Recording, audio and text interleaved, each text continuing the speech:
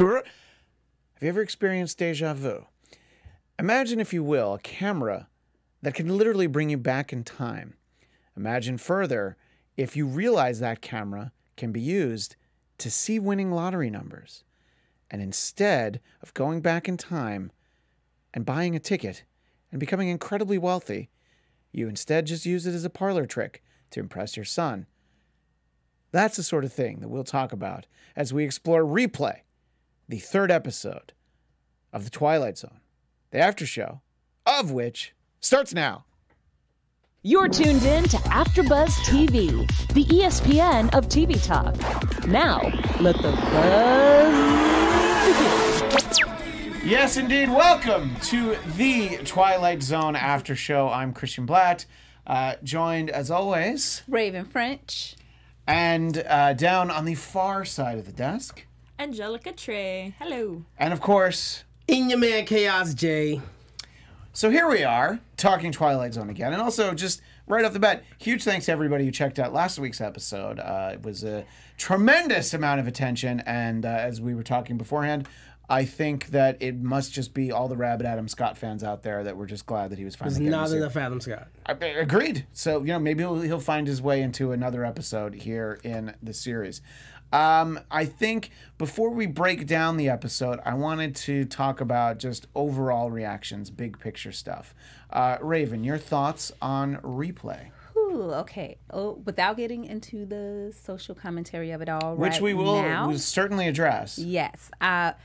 Imagine if we just ignored it. And we're just like, we'll just talk about it. It's like, no, let's just talk about the camera. The cinematography was so good. And God, that pie looked so good. I know that Raven noticed the pie.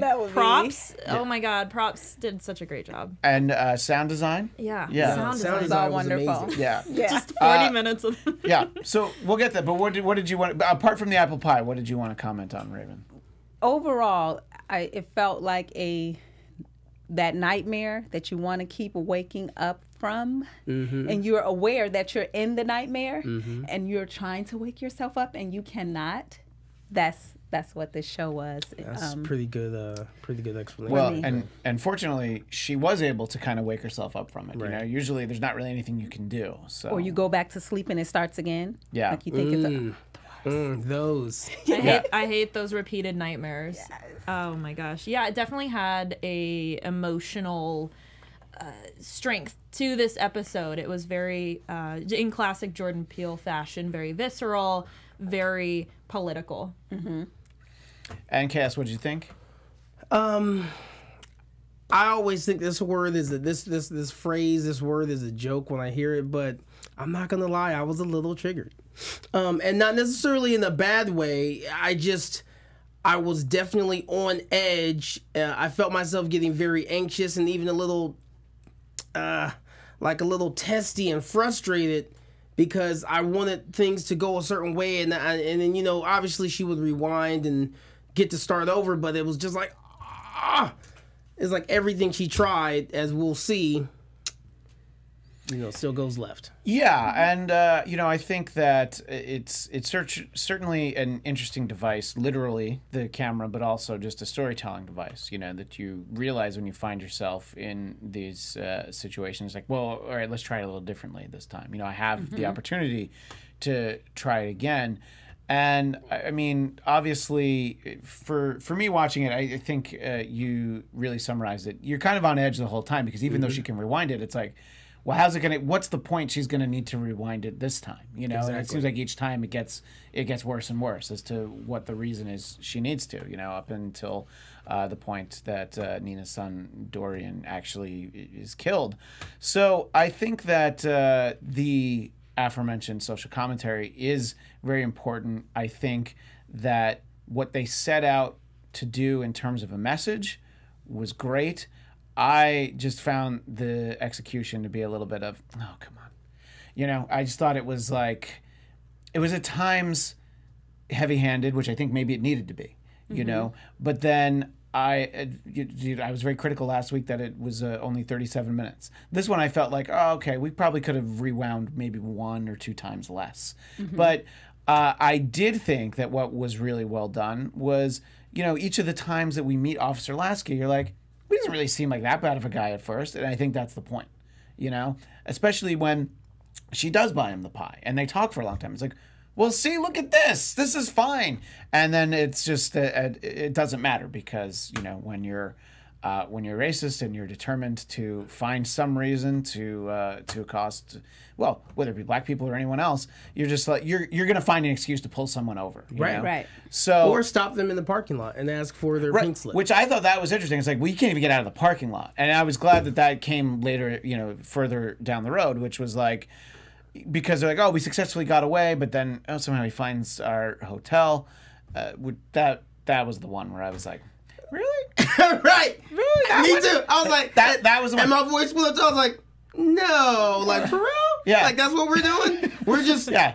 I think that was the most far-fetched. Yeah, the parking lot makes perfect sense. You know, Yes. because what he's asking for is far-fetched, but that's not the point. The point is like, yeah, he's like, I really don't want them to get away. We're you both. know? He found him at the home too. Yeah. So- Right. That's right. true. We'll see. Here's something else, and before I even really had a full grasp of what was going to happen in the episode, how it was going to unfold, there was something about the way that when he came in and he got his, you know, and he sat down and said, you know, today's like a chicken fried steak, you know, kind of day, whatever. But there was something about the way when he looked over at them, that kind of just, I was like, okay, all right, I got it. Which I think that look actually said a lot, you know, It did. because I think that's at the point maybe when Dorian gets a ketchup on his shirt, you know. So it's like, yeah, legitimately you'd look over, but there's something, just the way that he makes that look, Right. You just, you know, and the interesting thing is that they're not specific, as far as I can tell, they're not specific about where this is. You know what I mean? They don't say what state this is, which I think, unless I'm I mistaken. thought they did at some point because of they? the college. Yeah, I They don't know. might have, but see, and that's Tennessee or but I something think like that that. the point it's is, Tennessee, but I'm wondering. I'm thinking Alabama for some reason. I Right. kept thinking Alabama. well, I guess we could look up Tennessee. I think the point is that it's wherever it is. Like, sure, we can all assume it's the South, but this could happen in Illinois. This parts of California. This could happen. This could happen upstate New York. It could happen anywhere. You know. So I think that I like that they didn't really lean on where they were. And they gave some context there, you know, with the family history and the history of that neighborhood, you know, where Nina's family was from, as well as them sort of unpacking that it's being gentrified. So it's sort of building a neighborhood, essentially. And I could tell from the previews, like, oh, even in the Twilight Zone, we can't get a break. I already could tell, and even the catch up, I knew what that represented, and I felt like, yes, it was repetitive, but the intent was to feel what people feel when they can't leave their home. That's you have to build up the when you feel like you can't. They have to build up the frustration. If they did it once or twice, it would have just been a little show. But it needed to get us as exasperated and frustrated, because that's what it feels like when your child leaves the home and you don't know if you're going to see Lasky him. represents any cop. Not that's why he can find them here. That could have been a different cop. Or there, that's a different cop. Because it, as and we that saw, honestly would have matter. been interesting had they done that, had they made it a different cop every time they had a different interaction. Right, and then the scene at the end would be maybe there were like the three All police of them officers there, so there all could be show all of up, them. It's converge like, at the oh, same okay. time. Well, I think a big common thing that we've seen from the last few episodes is, you know, with Jordan Peele's style is he's trying to use, you know, very few actors and their sort of symbols in this. That's why just going along with the whole far-fetched that we all thought was the hotel room scene is he's more of a metaphor of this looming threat. Right, and look, it's easy for me to say that, I found it really repetitive, but, you know, I think if I was stopped by a police officer 4 times, it would, honestly, yeah, we don't need to beat around the bush. It'd be a lot different interaction than if you were stopped by a police officer, either of you. But, you know, okay, so if Angelica and I are in a car together, I don't know where we're going, but we're in a car, okay? Comic-Con. Yeah, we're on our way back from Comic-Con, There you go. and we get stopped. It's going to be a lot different interaction than if the two of you are in the car. I don't think I think I'm going out on a limb there. You know, if we're stopped 4 times on the same drive, it'll just be different each time. So I think that I was able to appreciate it in the way of like, well, I can't relate to that, and I think that's why it's important that they have it feel that way of like, you know, even though from a storytelling standpoint, yeah, that hotel one's really far-fetched. But Yes. I did think that they did a really good job of reinforcing that. It's just like, yeah, I mean, this is what it's like, you know. You get in your car and you don't really know, you know, you're following the rules. I like that they had their little mantra for, what is it, to be respectful, no attitude, No be attitude, respectful. yeah. Which, by the way, that's my attitude when a police officer pulls me over. Always, I don't know why people are going to start from anywhere other than that. And Officer Lasky doesn't really deserve the respect, but they give him as much as they can. So I don't know. What were some of the things? Because Raven, you have very detailed notes that I can see. So I always want to, and you know, and Angelica, you've got notes too, but her notes are multiple pages and very. So what were some other things that stood out to you? And then we can kind of go through the characters a little bit more. I wondered at the apple pie moment. Yeah, Apple pie. It's literally the first. No, it's not quite, but it's it's the first thing. It's the first thing in your On the notes. next It's just page, it's yeah, on the next apple page. It pie. just says apple pie at the top. It was the first thing I saw on her Yeah. notes. And I was just wonder- like, hey, about that apple pie, huh? Yeah. Because I felt like they were trying to bring in the very American. Sure. Yeah. She's American. She's African American. She's trying to find a common ground. Here's where we're Right. common. We're here.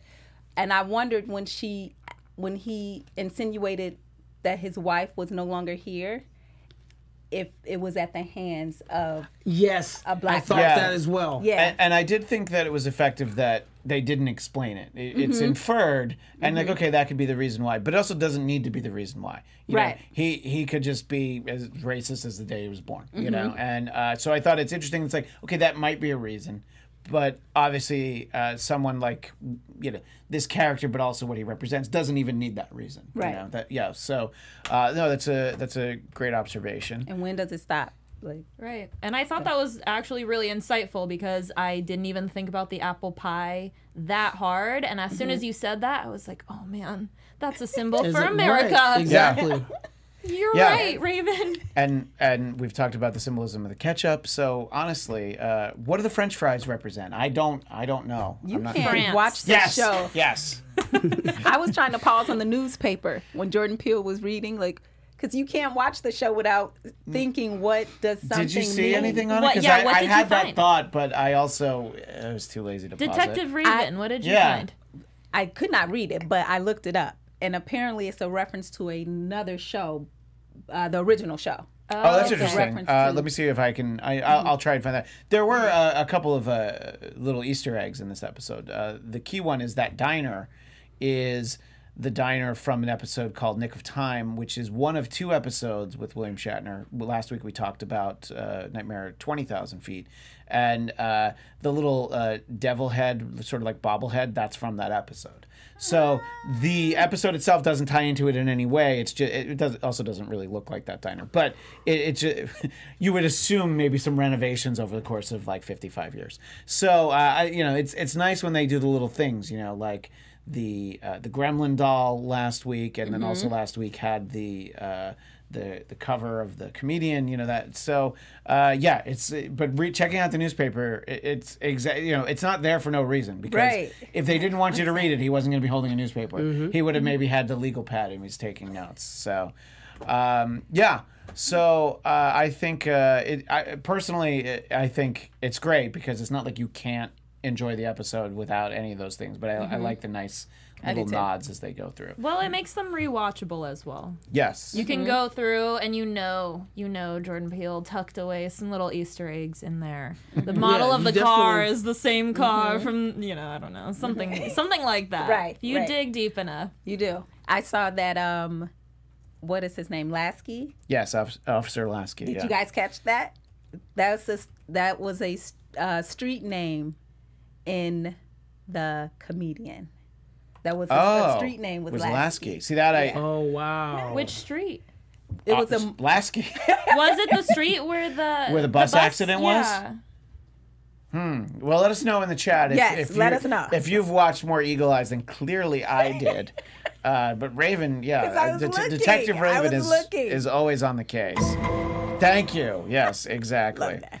Love that. What and let's not diminish Angelica's notes. There are notes in front of you. What are some of the observations you had? Oh, well, they weren't as beautifully, symbolic and metaphorical as Raven's, but I was just sort of going along with some of the narrative here and just branching, with, I'm a little big picture as a person. It's like, you're perfect to talk to, Raven, because you have the little minute details. Mine are all sort of going along with, okay, here's the big picture. There's police brutality, and how was it solved? So that's what a lot of my notes are based around. Mm-hmm. But yeah, I guess that's sort of it. Yeah, but that's really good because we can't get past what the episode is. In our culture, one of the issues talked about is the separation of family, and that was the answer in the. Oh, you saw my notes. Yeah, definitely. So yeah, I was sort of presenting the problem, and the proposed solution in this episode was there's police brutality, systemic racism. They cannot seem to avoid this violence. The police officer is a symbol, and he's looming, going along with gentrification. And then the solution seems to be proposed is just connecting with family, connecting with your roots, and standing united, as well as holding anyone accountable for it. And I think they used the symbol of the video camera or the phone recording as good example of that. For sure. I'm still trying to find the newspaper article, but I did find another one of the themes that they're showing. And by the way, Lasky was the street that Samir lived on in The Comedian. But the number from last week's episode, 1015, that was so important, Officer Lasky's license plate has 1015 on it. Oh, that's in your notes? Yeah. It was somewhere, okay, yes. I'm sorry. I didn't mean to steal your thunder. I feel awful about it. I forgot. I'm scared of that number now. Well, yeah. I mean, if it's October 15th, you're on flight 10:15, and it gets 10:15. You just don't get on the plane. Do not, especially if Adam Scott's there. 10:14, you're good. Yeah. 9:13, great. But 10:15, just beware. This is the lesson we've learned, and thank you, Jordan Peele, for teaching us that. For teaching us. There's a lot more to talk about, but first, Angelica, I understand you have a very important message. I have a really important message, actually. So, hey guys, before we move on to our next topic, we just wanted to say thank you for making us the ESPN of TV talk. For us to continue to grow, we could use your help. If you're on YouTube right now, hit that thumbs up button and subscribe. And if you're using iTunes, please give us a 5-star rating. But no matter where you are, leave us a comment so you can get involved in the conversation. Being a part of AfterBuzz TV has meant so much to all of us, and we truly appreciate any support and all of the love. So don't forget to tell your friends and keep enjoying our shows. We appreciate you guys. So stay tuned. We do. We appreciate. We heart you. Hearts. Hearts. Less than 3. Something else I just want to speak to. As we can sit and we can look at all the different times that he stopped them and all the different reasons, while the only one to me in my eyes that was valid was the operating a handheld device while driving. Mm-hmm. Some of them we can all admit that they were ridiculous. The vehicle being a certain proximity, like you just pulled us over or whatever the case. Or no, that was when she was sick. Right. She was feeling ill. and he wants to take her to a hospital. And he's like, well, we can talk about this after you move your vehicle. Yeah, right. And then even as far as, not even the noise complaint, but what was the other one? Oh, the parking lot situation. Yeah. Right. As crazy as, and I know some people, and I know we think like, okay, it's far-fetched, and even having experienced these things, you still think like, oh, that's kind of crazy, like that's a little bit pushing, like that's a little bit too crazy. It happens. Like a friend of mine got pulled over because the police officer told him he thought his license plate was missing a letter. It was an official license plate. Yeah. And it wasn't missing any letters, but he was like, no, it's missing a digit. And then he got, and then after he pulled him over, ran his license and all that, he's like, yeah, so, you weren't speeding or anything, but I thought you were missing a digit. And it's like, seriously? Yeah. So I think too, again, not only do we get to experience the frustration with each, interaction, but we got to see how sometimes it really is the dumbest stuff that they, that some of these cops will reach for just to pull you over. Yeah, and I think that what the episode shows is just how determined someone is, and the circumstances change. It's like, no, ultimately he's still going to go out of his way. And I'd say this car looks too fancy for you to own is one of the most believable of all of those. That it's like no, definitely. No. So, and yes, I don't know why anyone would possibly have their pink slip in the car. Right. Because then if you steal the car, you have the pink slip. So it's you didn't really steal it. You own it. So, but I don't know. I thought that they did a really good job of having it, just intensify as it went along. But it's I don't know. I thought that we along the way we do get some nice character stuff, through the little snippets of the rewind. Like obviously, when Nina and Dorian are having lunch, I did like the reference to his future daughter Trinity, whom of course we do see at the end of the episode, which I thought, again, I thought it was a nice touch, but the implication, I guess, is that when there's a confrontation late in the episode, that she doesn't really feel the need to really do much rewinding after that. That's not to say that it doesn't ever happen, but you get the impression it's like, oh, she just still uses the camera. I think it is interesting, and I mentioned up at the top mostly as a joke that there's a lot of things you can do with that sort of ability. Yes. And she was just really focused on getting her son to college because that's what was important. I don't. Maybe she's smart enough to know that if she rigged it so she could win the lottery, that probably would not make her life much happier. Because I read that because I was interested that there are other shows of Twilight Zone with the camera. One is a tape recorder, and one is called Rewind. The Rewind episode is from the 2004 version, I think, which was on UPN. Remember that? But and then there's I think it's called from the original series. I think it's called a kind of stopwatch, which you could freeze time. So it's a similar, it's a similar usage in storytelling as this. I read that they were gamblers in one of those.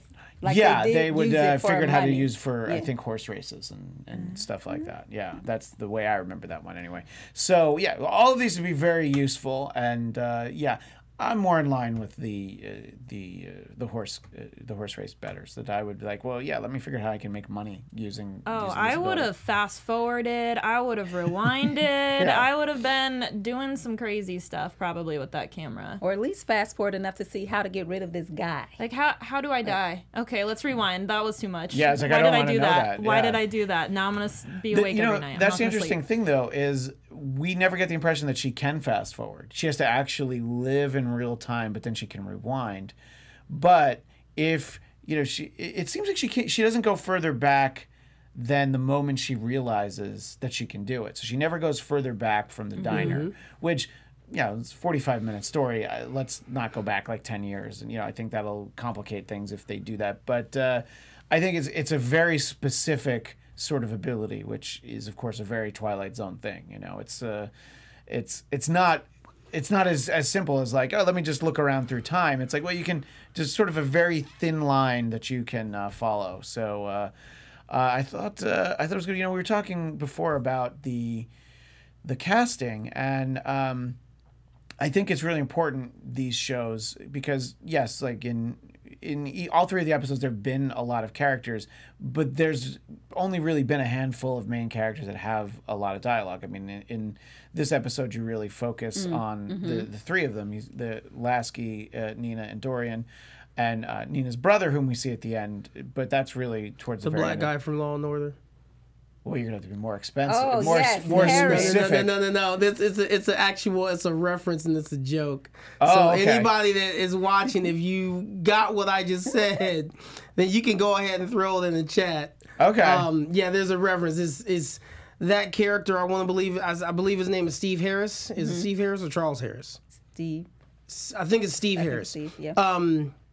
Yeah, he's known for his work in Law and Order, but he's also known for his work in Diary of a Mad Black Woman. Oh, okay. But then that Diary of a Mad Black Woman and his work from Law and Order is parodied in the Boondocks. Oh, that's funny. When they refer to him as the black guy from Law and Order, because no one ever knows his name. We just know he is the black guy from Law and Order and the evil, husband from Diary of a Mad Black Woman. Well, the interesting thing is, So it was nice to see him play someone that was actually a good guy. yeah, I was working trying to place the actress who played Nina, and I'll probably get her first name wrong, but Sanaa Lathan. Yes, Sanaa Lathan. Yeah.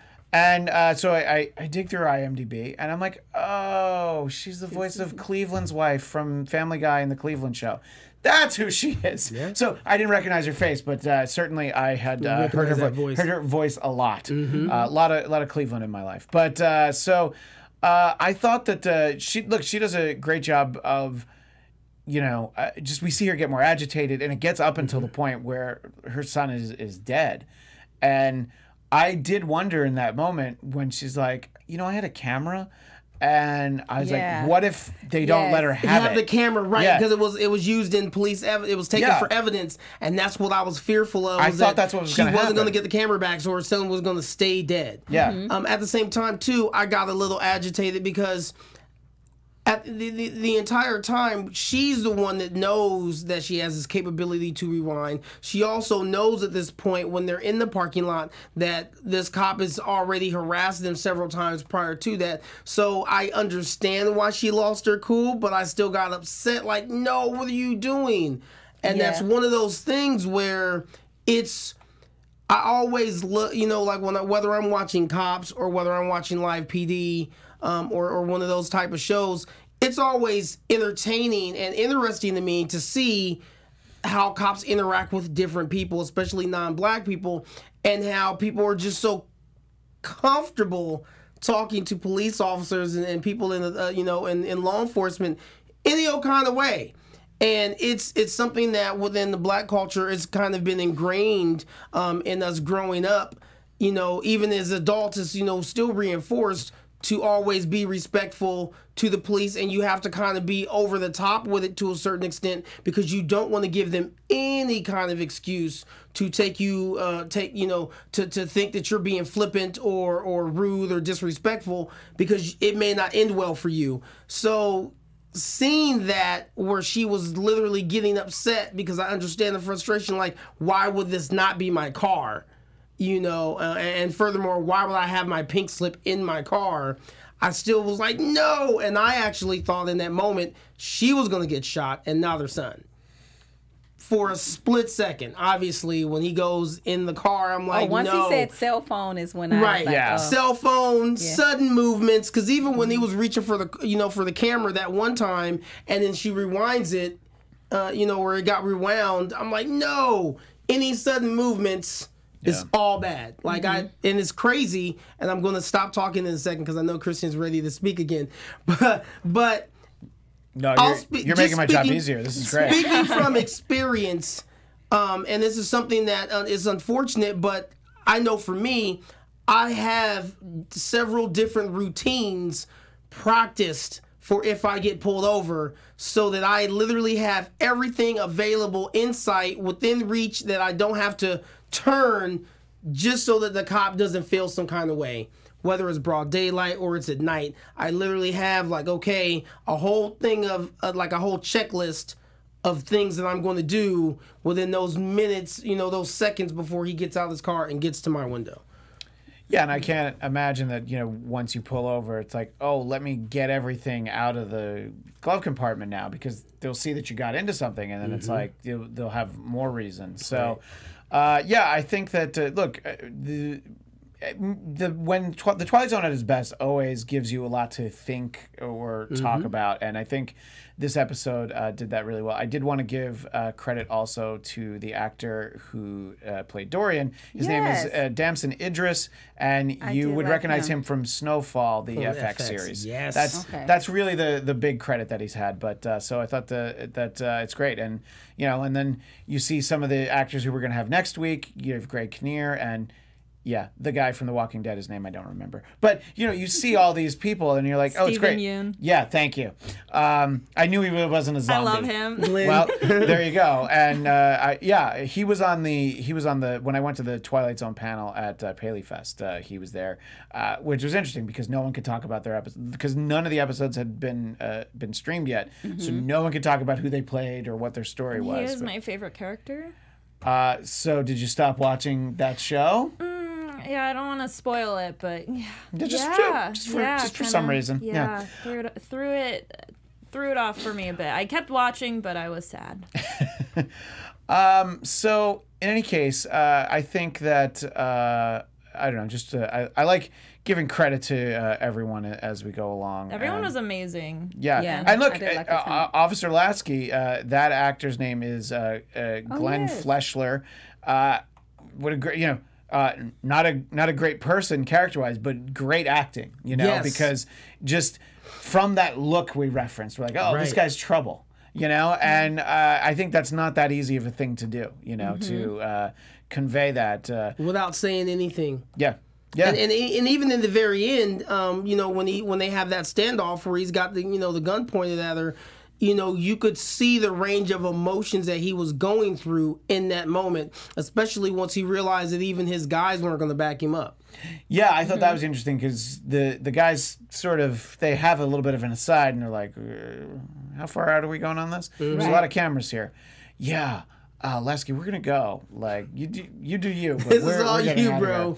He even says, have you watched the news or something like that? Yeah. In reference to the camera. Like, yeah, and so I don't know. I mean, I guess there's a lot of takeaways you can have from this episode, but I think that Nina was so hesitant to not return to that neighborhood and not ask for help from her family, and her brother even talks about you could have come for Dad's funeral, that sort of thing. So I thought that was.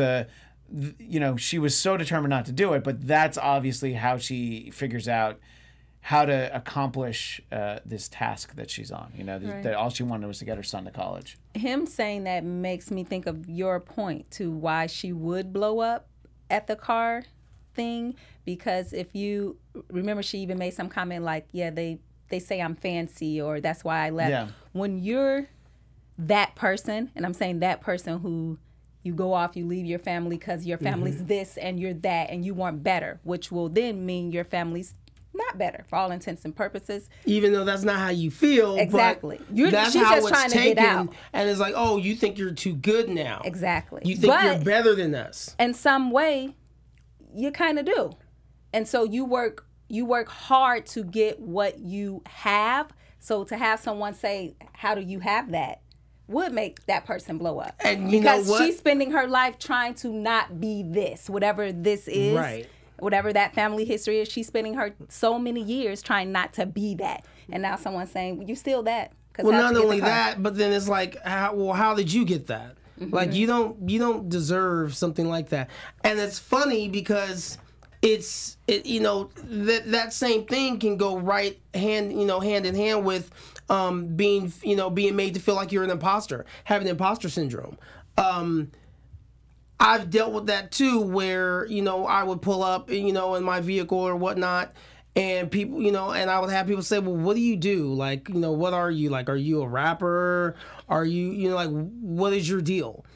Because people couldn't figure out what I did, especially when I first came home from Afghanistan, because I had my own business. So I worked from home, I worked crazy hours, and here I come in with this new, souped up sports car and whatever. And I've gotten that. And then I also too have gone home and, people like, oh, Kelly moved to California and he's fancy now. And so I could definitely understand that. I also feel like another reason she was probably reluctant to go back home, not only just because she just wanted to do better for herself, but I mean, you heard her as she talked about all the different family members that she lost, you know, that were shot there. So why would you want to go back there, let alone bring your son back there? That's all she has. Right. And I think, you know, just going beyond that with the, you know, socioeconomic commentary in terms of, you know, the system and sort of what Jordan Peele was saying, obviously with her character as well. And then just chaos, what you mentioned, where for a second when she was frenzied, you thought she was maybe going to get shot. But there was that moment where it's always the son. And I think that's the main point is that no matter what happens, no matter what, it's a commentary going along with black men trying to, well, more so trying to undermine people that are trying to better themselves.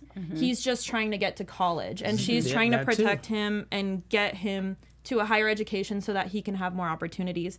And there is this symbol for racism that is, it keeps getting in the way and it keeps trying to stop him. And so it made sense. It was always the son. The mom was almost safe, impervious. Right. Right. No, I think that let's talk about the way the episode ends, because we only have a couple of moments. Like, literally, the ending, one of the common themes in the Twilight Zone at any time that you're able to bend the laws of time is that ultimately it will catch up with you. It just might take a little bit longer. Right. So the fact that when he does go outside, we only hear it, but he does have that run-in with police that they'd been able to put off for, I think they established it's 10 years. So I don't know, Raven, your thoughts on as we don't see it, but we hear that unfold. I thought it was perfect because in real life and what they had already established for us, which was that kind of frustration of starting over, you hoped that it was okay that the camera was broken, but it wasn't. So I think that was the point. Like, yeah, exactly. And I guess the fact that the camera breaks, I mean, that tells us that anything that happens, there's an ultimate sense of finality to it.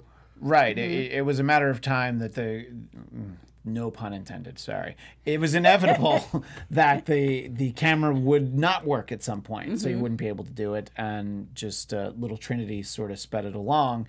And so he goes outside, he has the altercation that we don't see, but we also know she can't rewind. So it again, as this show so often does, gives you a lot to think about. Are there any final thoughts before we wrap up that anything we haven't touched on? I feel like we've done an excellent job, but I wanted to make sure that nobody had anything else. Let me read a comment from Jackie Gonzalez in the chat. Did you notice that the 3 times that she rewound before she started getting very agitated with a cop was always going to shoot the son with a taser versus the last time? Yeah, I noticed that. I didn't make any note in my mind about it, but no. It's and Jim says, please talk about Uncle Neil, about the explanation how their dad always had that replay magic all along to save his kids. I'm not quite sure what Jim Jam is referring to, but there's the fact that this was his camera. So did their dad know that it had this ability? And if so, wouldn't he have done something to preserve it? That makes a little sense, because I was like, why did her brother just believe her like that? That's a weird thing to say. That was really quick. Like, okay, sure. Yeah. I believe you. Right, and now I was going to speak to that as well, is because when she was getting ready to tell her son, and she's kind of setting it up, I'm like, he's not going to go for this. He's going to think that she's really lost her marbles. And then again, with her brother, that was, I'll say this, while it was kind of unrealistic for us because we've seen these scenarios play out, I did appreciate that she didn't have to fight them to get them to believe her, because we see that all the time where they're fighting and fighting and fighting, and it's only after it's too late do people like, oh my God, you were right all the... Yeah, right. So, yeah, exactly. Almost like a podcast on a plane. Wait a minute. Wait a minute. On that note, we want to let everyone know that we will be back next week, but we are moving to a new day. As you know, these episodes premiere on Thursdays. So not this Thursday, but a week from Thursday, we'll be back and we'll talk about episodes 4 and 5. It's the same time. So Thursday at 10 Pacific, we will be back, and that's where we'll stay through the end of the season.